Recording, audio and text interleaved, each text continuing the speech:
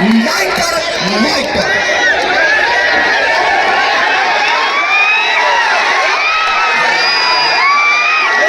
अस्सलाम वालेकुम वरहमतुल्लाहि वबरकातुहू।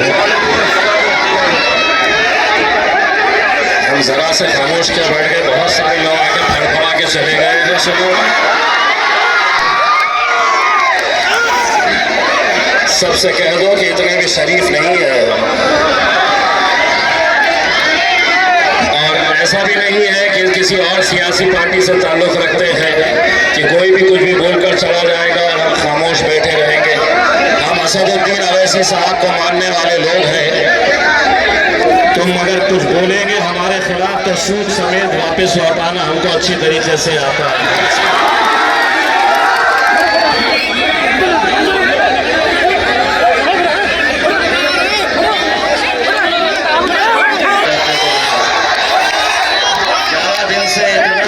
बोल लिए है कि अब गला भी साफ नहीं दे रहा है। आपसे इशारों में क्या करना है, किस पे मोहर लगाना है बोलो, और कैसी लगाना है बताओ। ठगड़ाक ठगड़ाक ठगड़ाक ठगड़ाक ठगड़ाक ऐसी लगाना है 11 तारीख के दिन कि तेजस्वी यादव सुन ले, राहुल गांधी सुन ले, तूने मेरे कायद को कहा कि बिहार में ओवैसी का क्या है, वो हैदराबाद से ये यहाँ बिहार क्यों आया है? क्यों तुम्हारे पप्पा के जहेज में आया था क्या बिहार? अगर इस मुल्क के अंदर नरेंद्र मोदी पूरे हिंदुस्तान में घूम सकता है, तेजस्वी यादव घूम सकता है, राहुल गांधी भी घूम सकता है, तो किसी माई का लाल असदुद्दीन अवैसी को कहीं जाने से रोक नहीं सकता है। लगे हुए हैं पूरे के पूरे, जितने 2-3 दिनों से हम देख रहे हैं कि कैसी सर्कस चल रही है यहाँ पर। जितने मुसलमान लीडर कांग्रेस के तो कहां पड़े हुए, यही पड़े हुए। आरजेडी के जितने बड़े मुस्लिम लीडर कहां घूम रहे हैं, यही घूम रहे हैं। मजलिस कितनी सीटें लड़ रही है बड़े भाई, हम मुश्किल से 10% सीट लड़ रहे हैं, 10%, बाकी 90% तो छोड़ दिए हैं ना। लेकिन सारे के सारे यही टूट पड़े हैं। सबको ऐसा लग रहा है कि असदुद्दीन अवैसी को यहां से जीतने नहीं देना है करके। आरजेडी वाला सोच रहा जेडीयू भाजपा जीत जाए चलेगा, भाजपा वाला सोच रहा आरजेडी वाला जीत जाए चलेगा, लेकिन असदुद्दीन अवैसी ने जीतना नहीं चाहिए। उनको क्या मालूम नेताओं की ऐसी की तैसी, जनता किसके साथ है। निशानी क्या है, 11 तारीख को क्या होने वाला है। बस काहे इतनी मेहनत कर रहे हो। एक साहब आए और उन्होंने ये कहा, ये असदुद्दीन अवैसी हेलीकॉप्टर में घूम रहे हैं। क्यों, तुम्हारे पप्पा ही घूम सकते हैं क्या हेलीकॉप्टर में? हमारा भाई नहीं घूमेगा। उन्होंने कहा, ये इनके हेलीकॉप्टर में पेट्रोल कौन डालता है? तो सुन ले जवाब मेरी तरफ से, अच्छी तरह से सुन ले। उनके हेलीकॉप्टर में जो पेट्रोल पड़ता है और उनकी जबान में भी जो पेट्रोल पड़ता है ना, वो वहां से आता है, वो वहां से।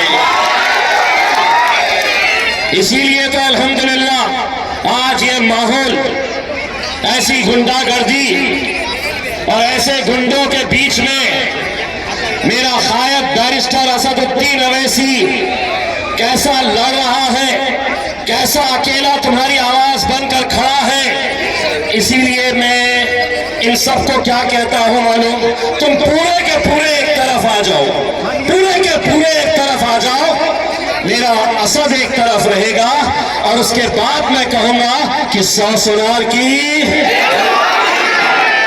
बोलो 100 सुनार की।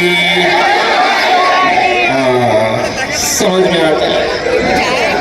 ऐसा समझ ले तेजस्वी यादव ने, एक मीडिया वाले ने पूछा उनसे, आपने 1 करोड़ नौकरियां देने का वादा किया है, तो उन्होंने सवाल किया कि आप कैसा देंगे। उन्होंने पूछा कि आप 1 करोड़ नौकरियां कैसा देंगे। बोले 2 साल हम प्लानिंग करेंगे। 5 साल की हुकूमत, 2 साल प्लानिंग करेंगे, 2.5 साल चर्चा करेंगे, फिर आएंगे दोबारा वही डायलॉग लेके। अपने हाथ में क्या लगेगा?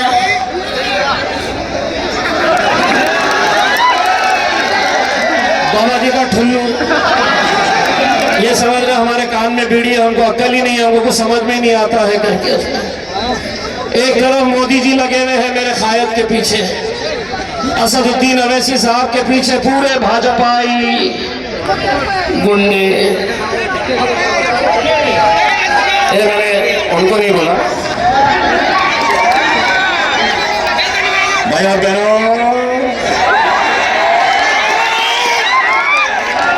भाई और बहनों, मैंने उनको नहीं बोला, लेकिन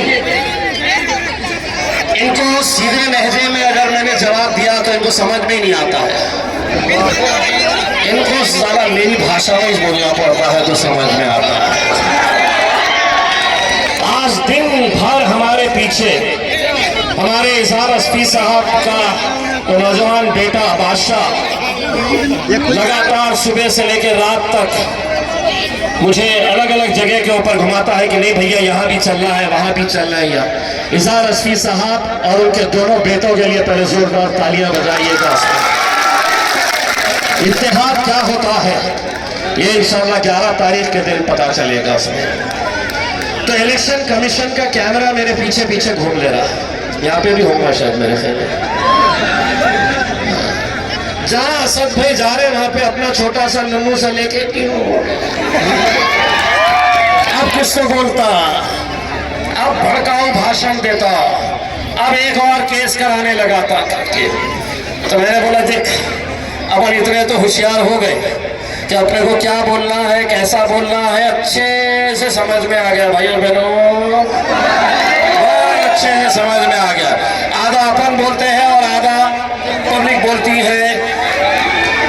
तो मैं मोदी जी को, अमित शाह को, तेजस्वी यादव को जो बोल रहा है कि तुम यहाँ नहीं जा सकते, वहाँ नहीं जा सकते हैं, ऐसा बोलना, ऐसा करना, ये खाना, ये पीना, ये नहीं करना, वो नहीं करना, तो सुनो, सभी का खून शामिल है यहाँ की मिट्टी में। ये मुल्क तुम्हारे, अम्मा आप जो खड़े में है ना, आप जोर से नारा लगाओ, सभी का खून शामिल है यहाँ की मिट्टी में, ये मुल्क तुम्हारे। अरे बोलिए, डर गए को मैं हूं ना खड़ा हुआ यहाँ पे। होंगे वो, सरकार उनकी होगी, हुकूमत उनकी होगी, दादागिरी उनकी होगी, गुंडागिरी उनकी होगी, लेकिन उनको एक बात समझ में आने का, अच्छे तरीके से समझा देने का कि ताकतें तुम्हारी है पर खुदा हमारा है। ताकतें तुम्हारी है पर खुदा हमारा है। अक्स पर न इतराओ कि आईना हमारा है। मेरे भाई, ये वक्त एक ऐसा इलेक्शन का है कि यहाँ पर कोई उम्मीदवार खड़ा हुआ है, किसी को हराना है, किसी को जिताना है। ये सरवर आलम जामिया से पढ़ा हुआ एक नौजवान जो आपके बीच में मजलिस इत्तेहादुल मुस्लिमीन के जरिए आपके सामने आया है। ये आप लोगों की जिम्मेदारी है कि आप लोग पतन की निशानी 5 नंबर का बटन इलेक्शन कमीशन वाले को भी मालूम है कि 5 किसको देना है करके। अगर ज्यादा कोई फड़फड़ाए ना तो 5 उंगलियां कहाँ पे पड़ती है मालूम है ना। डॉक्टर गैंग के थप्पड़ की गूंज अभी तक याद है। और सरवर मैं बात बताऊं, ये भोले चेहरे को इतना भोला भी ना समझे। हाँ, जब अपनी वाली पे आएगा ना तो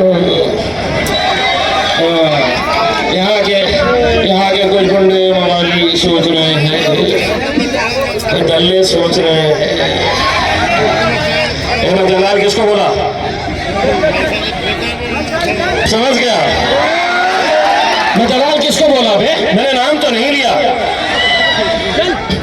मैं जब आया यहाँ पर बिहार सीमांचल में आया तो मुझे असद भाई ने बताया कि गोसा धामन से अपना एक बहुत ही नौजवान लड़का है, पढ़ा लिखा है, बहुत अच्छा है, उसको हमें वोट देना है, आगे मजबूती के साथ उसको आगे बढ़ाना है।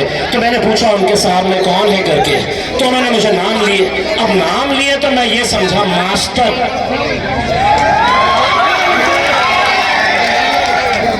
तुम्हारे मास्टर हमारे मास्टर, स्कूल में सब गए थे, सबने पढ़े हैं। मास्टर क्या सिखाते हैं?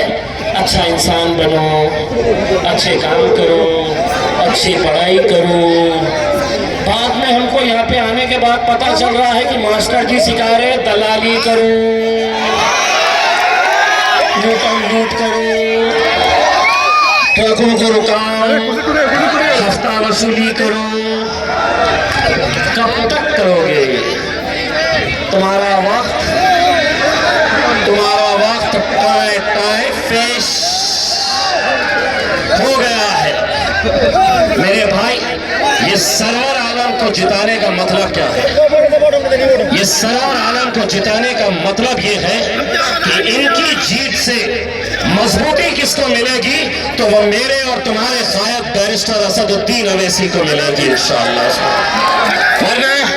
सारी सियासी पार्टियां इस इंतजार में है कि है कैसे हम असदुद्दीन अवैसी को गिरता हुआ, कमजोर होता हुआ, खत्म होता हुआ देखें। दोस्तों, मुसलमानों के लीडर तो बहुत आएंगे, सियासतदान तो बहुत आएंगे, लेकिन सदियों में अवैसी पैदा होता है, सदियों में। दोबारा ऐसा अवैसी तुम्हें नहीं मिलने वाला है मेरे भाई। आज अगर तुम उसकी खबर नहीं करे, जो दीवानगी उनके अंदर है, हिंदुस्तान के अंदर दिल्ली से लेके कन्याकुमारी तक वो आदमी दिन और रात एक कर रहा है तुम्हारी अपनी क़यादत मजबूत करने के लिए।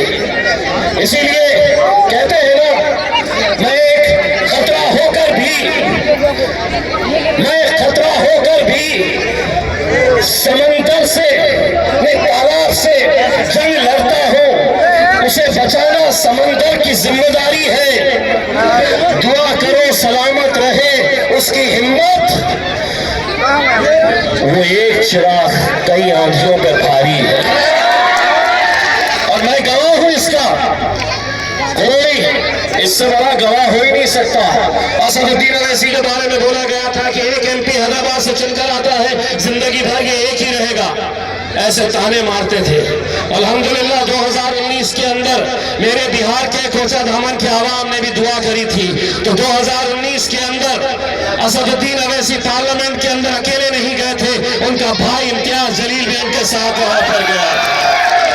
और अब हमने बोलना शुरू करे तो मोदी जी, अमित शाह, पूरे के पूरे भाजपाई पूरे परेशान हो गए कि बोले ये तो बोलते थे, ये दूसरा आया है तो ये भी बहुत बोलता है करके।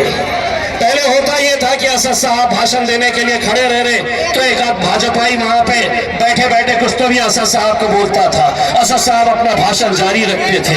अब जब मैं जाकर बैठा तो मैं असद भाई के पीछे जाकर बैठता था। जैसे ही असद भाई खड़े रहते थे और कोई भाजपाई असद भाई को कुछ बोलता था तो इम्तियाज जलील पीछे से बैठे बैठे बोलता था, चल बैठ रे बैठ। जो भाषा समझ में आती है ना, वही भाषा में बात करो तो ये सुधरते हैं। ये समझे कि भाई दूसरी पार्टियों के मुसलमान लीडर तो कैसे हैं कि हम कुछ भी बोल लो, हमारी मस्जिदें और शहीद हो रही है, सब खामोश है। हमारे गरीब के घरों को बुलडोजर से गिराया जा रहा है, हम सब खामोश हैं। हमारी बच्चियों से कहा जा रहा है कि हिजाब पहन के तुम कॉलेज नहीं जा सकती। हमारी वक्फ की जमीनों को खींचा जा रहा है। जानवरों की कीमत इंसान की जान से ज्यादा हो गई है। मॉब लिंचिंग करके नौजवानों को मारा जा रहा है, हम सब खामोश हैं। दोस्तों, ये दौर खामोश बैठने का नहीं, ये खामोश मिजाजी तुम्हें जीने नहीं देगी। इस दौर में जीना है तो कोहराम मचा दोगे। तू क्या मचाना चाह रहा? कोहराम मचाओ। डरने और घबराने वालों का मजलिस से कोई रिश्ता नहीं है, मजलिस से कोई रिश्ता नहीं है। जो आना हमको बोल रहा, आपको याद होगा मुंबई की रैली याद हो आपको, किस बारे में निकाली गई थी? लानत है उन मुसलमान लीडरों पर। ए मास्टर सुन, लानत है ऐसे लीडरों पर जो अपने नबी करीम सल्लल्लाहु अलैहि वसल्लम इनके खिलाफ गुस्ताखी हो रही और तुम उन बदमाशों के साथ बैठे जो इनकी तायीद कर रहे। हम इंतजार करते रहे कि कोई ना कोई एक मुसलमान जो अपने नबी से, अपने रसूल से मोहब्बत करता है, अरे हमारा वजूद, हमारी शिनाख्त, हमारी पहचान, हमारा सब कुछ जिसके लिए कुर्बान है, उसके खिलाफ कोई गुस्ताखी कर रहा तो तमाम पार्टियों के तमाम मुस्लिम लीडर खामोश बैठे थे। उस वक्त हमने तय किया कि हम आएंगे और हमारे लिए हमारे नबी, हमारे रसूल मोहम्मद मुस्तफा सल्लल्लाहु अलैहि वसल्लम हमारे लिए क्या मायने रखते हैं, हम रास्ते के ऊपर आकर दिखाएंगे। पूरी की पूरी महाराष्ट्र की पुलिस पहुंच गई इम्तियाज जलील के घर पे। बोले तुमको हम परमिशन नहीं दे रहे हैं। मैंने बोला घंटा तुमसे मांगा किसने है परमिशन? बोले आपको इजाजत नहीं दी जाएगी, आप नहीं जा सकते हैं। मैंने बोला जिसके नाम पे जा रहा हूं तुझे उसकी ताकत का अंदाजा नहीं है बे। जिसके नाम के ऊपर मैं जा रहा हूं, बोले अगर आप कोशिश करेंगे तो हम बल का प्रयोग करके आपको रोकेंगे। तब मैंने जवाब दिया कि तू तेरी ताकत लगा मुझे रोकने के लिए, मैं मेरी ताकत लगाता बंबई पहुंचने के लिए।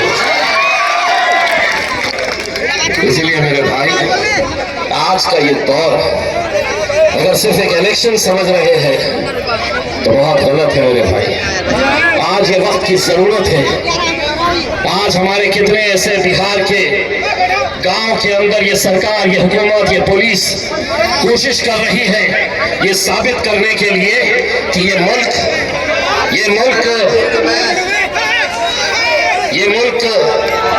में आप पैदा ही नहीं हुए, आपको घुसपैठिए बनाने की कोशिश।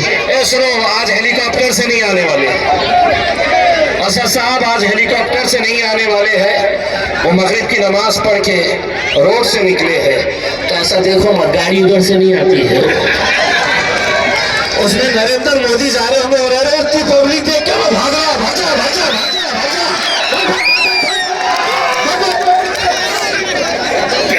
उतरने की कोशिश कर रहा हूँ, देखा होगा ये लोग मेरे हैं क्या करके, तो फोन लगा के पूछ रहा हूँ भाई और बहनों ये कौन है, तो पता चला हुआ ये तो मेरे भाई और बहना है।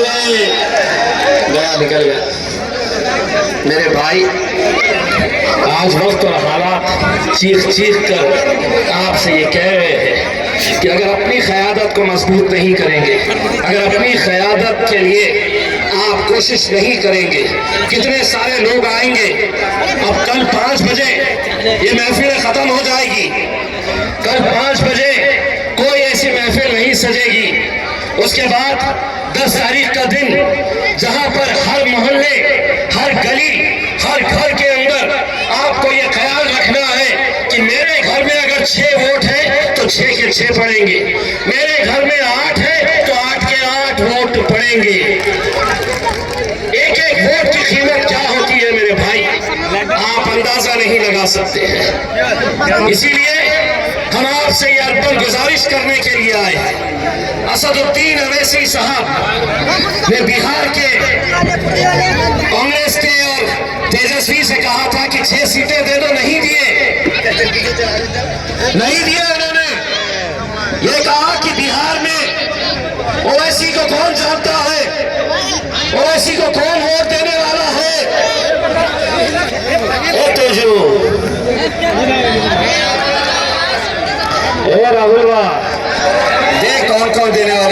फटाफट से करके दिखाओ, कैमरे घुमा के वो भी बताओ। ये सब देने वाले हैं ढपोड़ो पूरे ईवीएम मशीन के अंदर जब काउंटिंग होंगी ना, तो वो काउंटिंग वाले बोलेंगे कि ये 5 नंबर ही दबा है, यहाँ पे तो दूसरा तो दबा ही नहीं है, कुछ भी नहीं दबा है करके। भाई आज असदुद्दीन अवैसी साहब के लिए आप लोग मेहनत करिए निकले। असदुद्दीन अवैसी साहब, चलिए असद साहब आने वाले हैं, बहुत जल्द आपके बीच में आने वाले हैं इंशाअल्लाह। चलिए मस्तान चौक पार कर चुके हैं। बस आपको मैं सिर्फ एक ही बात कह रहा हूं दोस्तों, जो तड़प हमने असदुद्दीन अवैसी साहब के लिए देखी है, जो दीवानगी हमने देखी है,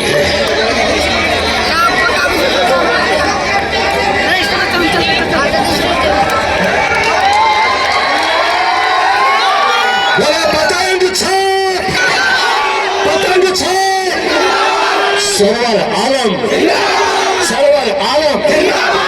असद ओवैसी, असद ओवैसी पतंग छाप आएगा भाई, आएगा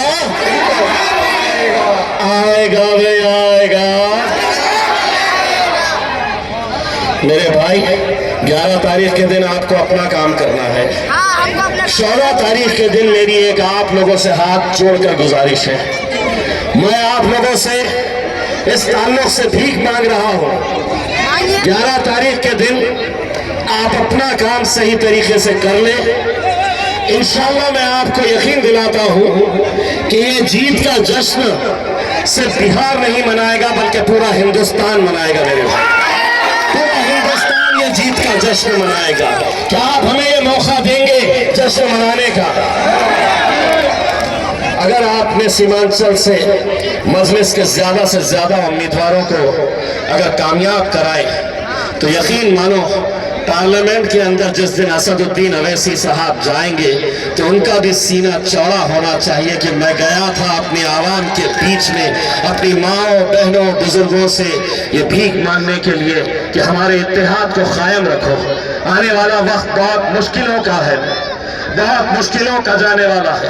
कैसे कैसे कानून ये लेकर आने वाले हैं। भारतीय जनता पार्टी ने तय कर दिया है कि हम अगर इनको निशाना नहीं बनाएंगे तो हम कुर्सी पर हासिल ही नहीं कर सकते हैं।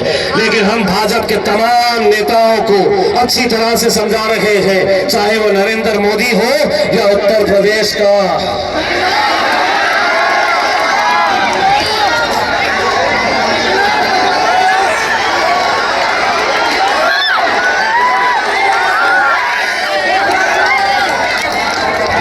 सुनो कैमरे, मैंने किसको बोला नहीं है, लेकिन उनको मेरी तरफ से मशवरा दो।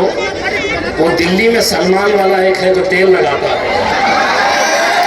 मैंने लगाया, मेरे को आ गया।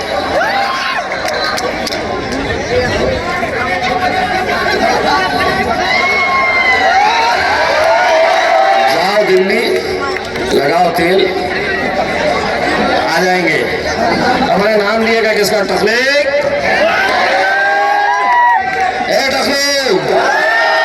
वहां आके बोलेंगे। मैंने क्यों बोला था जानते हैं?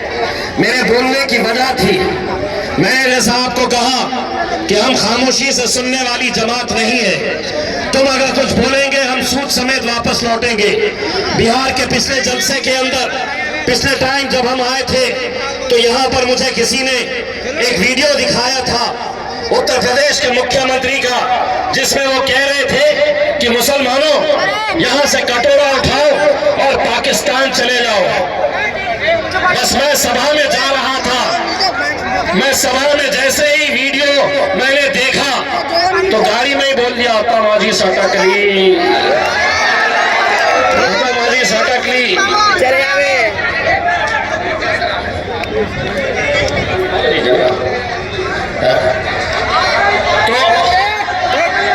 तो आता माजी सटकली। तो मैंने बोला था एक कैमरा करो रिकॉर्ड और भेजो। आधा मैं आधा तुम बोलो ना मेरा तुम कुछ होता ना तुम्हारा कुछ होता। बाबा जी का ठल्लू मिलता है ना उसको, नहीं तो हमारे ऊपर केस करेंगे, बोलेंगे उत्तर प्रदेश के मुख्यमंत्री को इन्होंने क्या बोले। मैंने बोला आधा, मैं बोला आधा तुम बोले।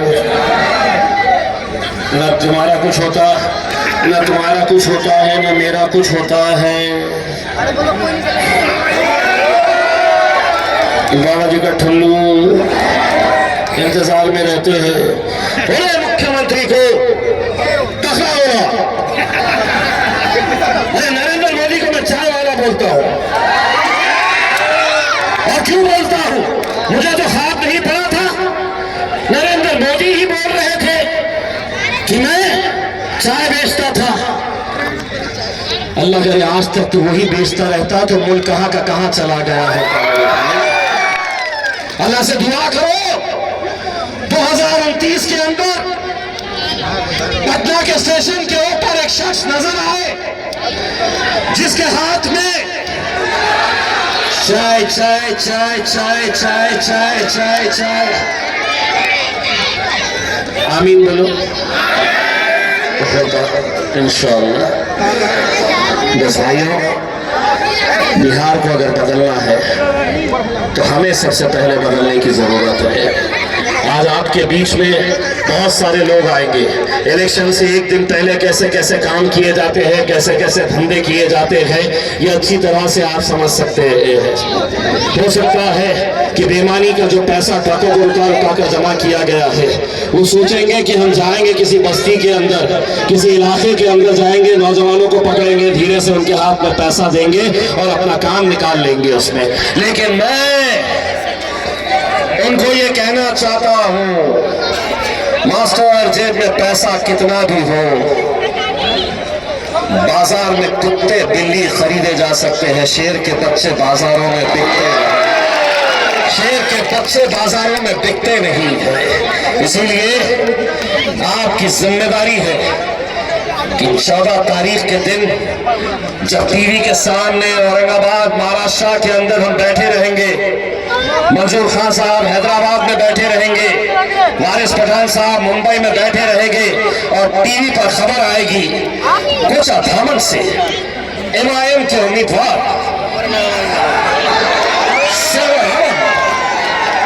भारी मतों से विजयी हुए हैं। इंशाअल्लाह इंशाअल्लाह इंशाअल्लाह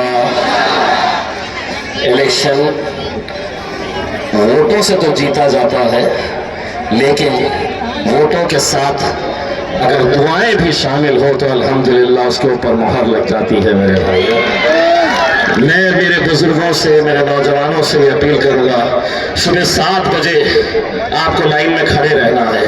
और जितनी मेरी माएँ बहनें हैं ना, मैं आपको एक दरखास्त करके जाना चाहता हूँ। ये लड़कों की आदत है, नींद में से उठेंगे, अम्मा चाय दो, अम्मा चाय बनाओ, तो अम्मा उस दिन कोई चाय वाय नहीं, बोलना पहले जा पतंग उड़ा के आ तब तेरे को चाय दूंगी करके। नहीं तो शहर लोगों की आदत होती है ना, अजी चाय लाओ जी, बोलना पहले जाओ जी पतंग उड़ा के आओ जी, फिर मिलेंगी चाय जी, उससे पहले कुछ नहीं मिलने वाला। और अगर पतंग उड़ा के आ गए तो 2 उबले हुए अंडे और दे देना, शाम में 5 बजे तक है तो इस्तेमाल होने की जरूरत अगर पड़ी। सलामत तैयारियां चल रही है, इलेक्शन कैसा लड़ाना है, कैसा क्या क्या खेल खेलना है करके। लेकिन मुझे पूरा यकीन है, मैं कोचा धामन के अंदर 5 साल पहले भी आया था, अब भी आया हूँ, और मैंने असद साहब से मांग कर लिया था। मैंने कहा असद भाई आप मुझे दूसरी जगह मत भेजिए, मैं कोचा धामन के साथ, ये नौजवानों के साथ एक ऐसा रिश्ता बना लिया हूँ, एक ऐसा रिश्ता बना लिया हूँ कि वो रिश्ता कभी टूटने वाला नहीं है। असद साहब आएंगे तब तक है तो मेरे साथ नारा लगाओ, तेरा मेरा रिश्ता क्या, अरे तेरा मेरा रिश्ता क्या, नारे तकबीर। कौन आया कौन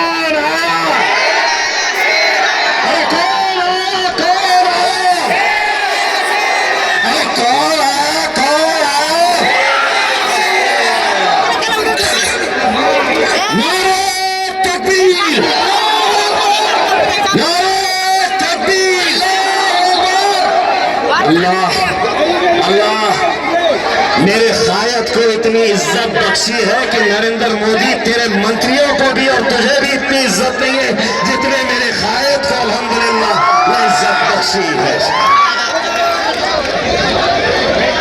रोड पर जो भी साथी है गाड़ी को अंदर घुसवाए वहां से।